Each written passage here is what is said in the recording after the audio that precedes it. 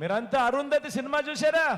ఆ అరుంధతి సినిమాలో సమాధిలో నుంచి లేచిన పశుపతిలాగా ఇప్పుడు అధికారం కోసం చంద్రబాబు నాయుడు అనే పశుపతి 5 ఏళ్ల తర్వాత లేచి వచ్చి వదల బొమ్మాలి వదల వదల బొమ్మాలి వదల అంటూ పేదల రక్తం పీల్చేందుకు ముఖ్యమంత్రి కుర్చీని చూసి కేకలు పెడతా ఉన్నాడు ఈ పశుపతి.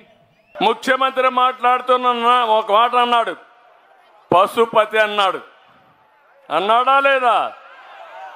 ఆ మాట విని నవ్వుకున్నా. నేనేం ఆశ్చర్యపోలేదు.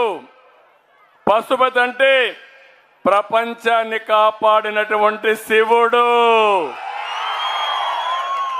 అందుకే నేను శివ అవతారం ఎత్తాను. నేను ఆ మాట కూడా అంగీకరిస్తున్నా.